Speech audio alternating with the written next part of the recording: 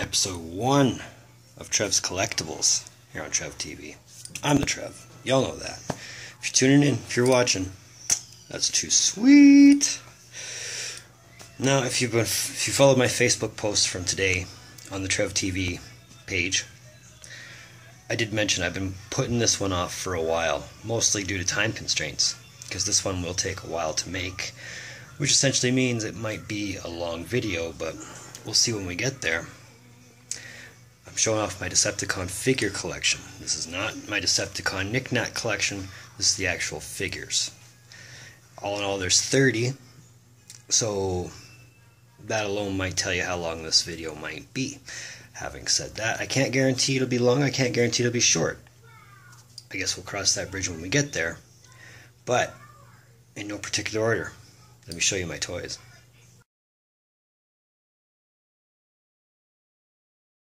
I'm going to start off with my biggest Decepticon. Of course, that is Devastator. Now, I have a rule when it comes to the combiners, leave them as they are. So instead of Devastator being 7 figures, Devastator is just 1 figure. I've never taken them apart.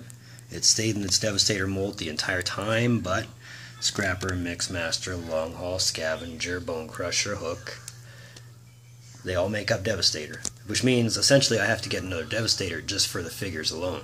Using the same rule of thumb, this is my next biggest Decepticon, Bruticus. Of all the combiners that I only have a couple combiners, but of all the combiners, Bruticus has been by far my favorite. I don't know if it's so much because of the G2 homage, or if it's just because it's Bruticus. But wouldn't be Bruticus without the Shockwave gun.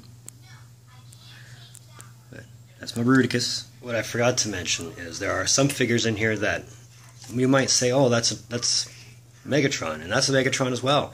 I have some figures that I have repurposed as other figures, and I'll get to them when I get to them. Continuing on, Rat-Bat. So one of my favorite things about the Titans Returns line was they brought in a lot of the headmasters. I think they, well, aside from them making most of them all headmasters, they brought back the main headmasters. So that made me very happy. No complaints with Rat-Bat. Not even the fact that there's so much purple, but that's essentially Rat-Bat in itself. He was too much purple. Bombshell. I know he looks big, just on the video, but if I pan out, he's tiny. Very tiny. But that's to be expected. There's different sizes and different classes, and obviously Bombshell is of the tinier class. Weird Wolf, again from the Titans. No complaints about Weird Wolf other than his gigantic feet, but you know, they say about guys with big feet. All in all, a nice figure. Even got some of the older continuities, like G2 Dreadwing. Now obviously I got this guy pre-owned, which explains a lot of the missing parts, including the missing missiles, which I'll go there, and then you got some that line up on his wings, both sides, as well as the Smoke Jumper figure, which I am currently missing.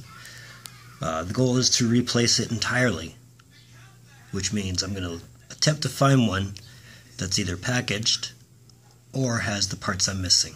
But again, we'll cross that bridge when we get there. Brawl, the non-G2 colored Brawl. I love how they kept the original G1 kind of theme to him. And again, it goes with my belief on combiners. If you're going to buy a combiner, keep it combined and buy the other figures separate. So this is one part of Bruticus that I have separate. We even started some of the Sunicons. Got Drag Strip. Just an overall nice figure. I mean, he's retooled many times in the Combiner Wars, but none of them beats the original. Of course, it wouldn't be a Decepticon collection without Starscream.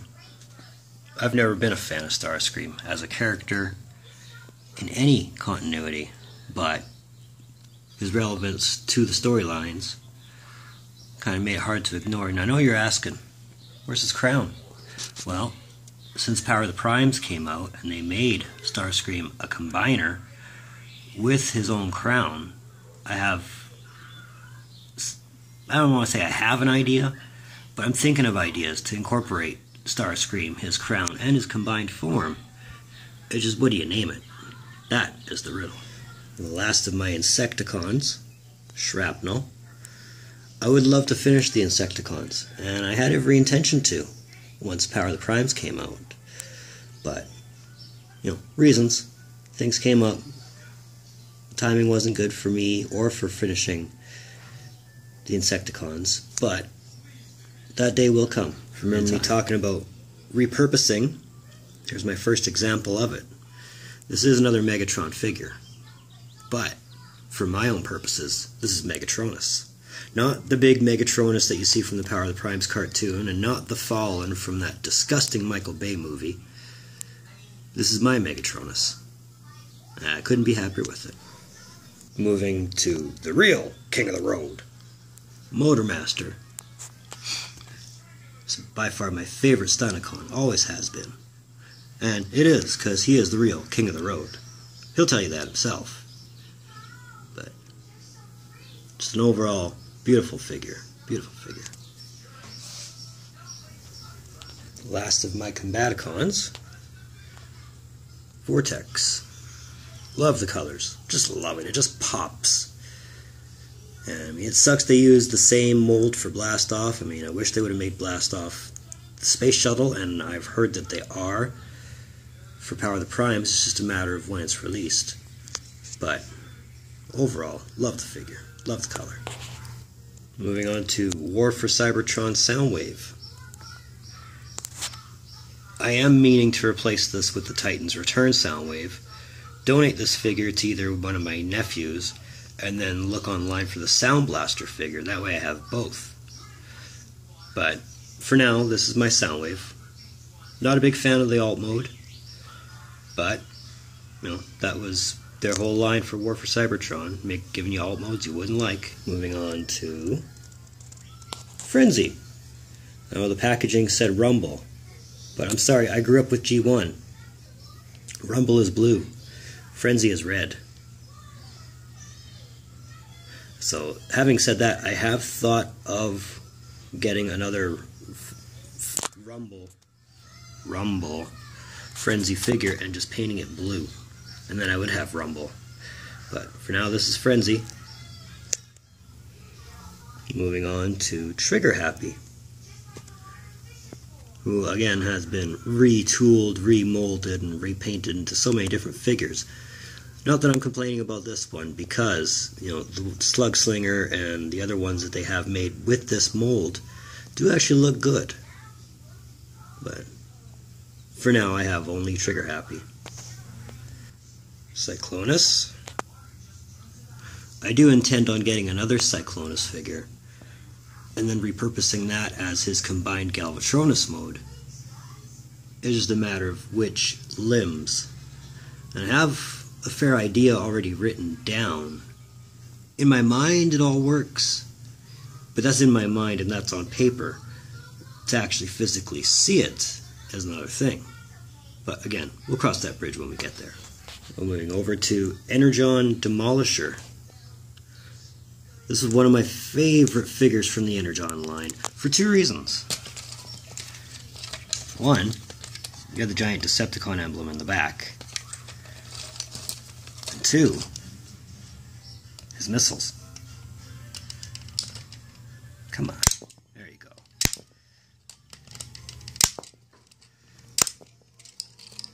It's a beautiful little piece that they added on that really made this my favorite figure from of the Decepticons from that line. Moving on to Cryotech, which is just repurposed from Cybertron's Cryo Scourge. Just a beautiful figure. Beautiful. And that axe, oh, thing of absolute beauty.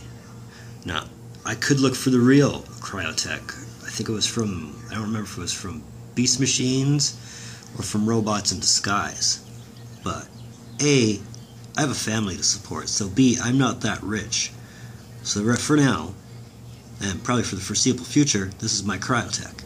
Moving on to Cybertron's Dirt Boss. The translucents just make him pop. I know he was quite a good shelf warmer back in the day, and I'm not gonna lie, when I had a Cybertron collection, this was part of it. So I mean, when I decided that it was time to start building Transformers again, naturally, this is one of the figures I had to look for. One of my favorites. Got Skull Cruncher. Love the figure. Love the articulation. What I don't like is the quality control. The legs are super loose. Super loose. And this isn't the only figure that has had that happen to it. But I'm sure there's easy ways to fix that without having to buy a figure that was fixed. Of course, the best way to solve quality control issues over at Hasbro is to release a repaint, which they did with Croc. That's what I liked about the Titans Returns line. They brought back a lot of the relative unknown or forgotten figures from the late 80s, Croc being one of them. So, not a loose joint on him, which doesn't necessarily forgive the Skull Cruncher thing, but, you know, it's a nice addition. I'll say that much. On to another repurposed figure. This one comes from the original Robots in Disguise line from 2000-2001. This is a Megatron figure, yes. But for me, this, for now, is Deathsaurus. Until Deathsaurus gets a release of his own, and hopefully, you know, his natural state. Fix that. Obviously, it's showing its age. It's obviously missing some pieces, but nothing that can't be solved by waiting for an official release. Moving on to another classic figure, in my mind anyway. Astro Train. I guess that's as close to the G1 as they could get, but it still looks good. I mean, I have no complaints with Astro Train as this figure. I mean, if it were up to me, you know, it would have a little more detail as far as closeness to the G1 design, but overall, I have no complaints. Talking again about forgotten figures from the late 80s. Yeah, Quake. Very impressed with how they kept his G1 homage very close. Very, very close. It's a wonderful figure. Going back to the original Robots in Disguise line, we got Megabolt. Very, very intimidating looking figure, but a classic to have, in my mind anyway. I like it. I like it. Show you his mask. Let's just push that down. Mask and missile. Very neat. Over to a figure that I was highly waiting for and anticipating a release. Was Six Shot. I said from day one when they announced they were releasing Six Shot that I was getting it. No ifs, ands, or buts. And how does Hasbro reward me for my patience? Loose joints. Very loose joints. Other than quality control, though. Still love the fact that I have a Six Shot. Sticking with anticipated releases, we got Overlord. Oh, I love this figure. Love it, love it, love it. They got basically everything they could from his G1 aesthetic and included it, including the two-part components, including his drone plane. Sadly, though, there's no nipple on his head. Unlike here and here, where you got protruding nipples, there's no nipple on his head.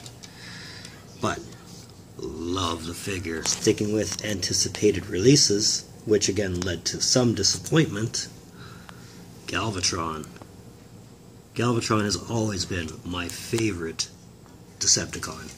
Always, always. I don't know if it's just because he's batshit crazy, or if it's just Megatron reincarnated, or anything like that. But Galvatron has always been my favorite figure. And why did this disappoint me? Well, you see, Galvatron is a leader, right?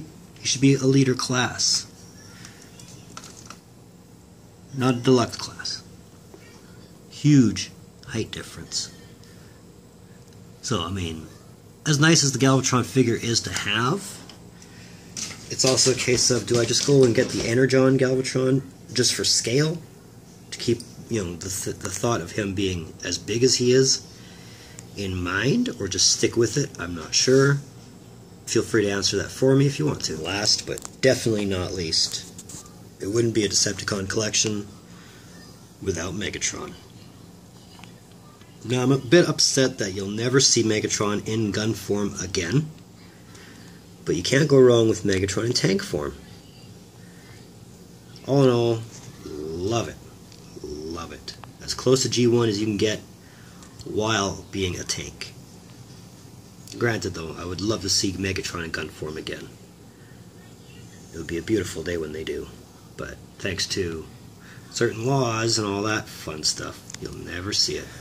That's my Decepticon collection. So thank you for letting me show you my toys. There will be a corresponding Autobot video.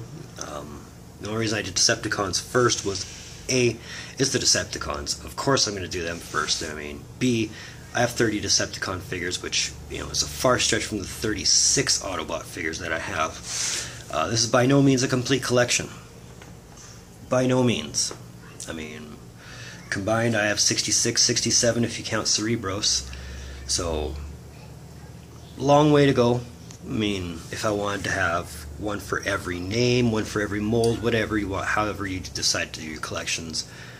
Mine's by name, so I got a long way to go. I mean, I'm always looking to add. I mean, granted, in the last couple years I've kind of been limited with the amount of Transformers I could buy, for reasons. But it doesn't necessarily mean I'm done. Not even by a long shot. But thank you for tuning in. Your viewership always means so much to me. It's always good to see the views go up with every episode. Well, not every episode. Some of them actually don't really go up much, but I'm just hoping this is one that does. Feel free to find me on Facebook, find me on Instagram. Like this video if you liked it. Subscribe on your way out. Tell a friend. In the meantime and in between time, keep on the lookout for some more videos from Trev. Later.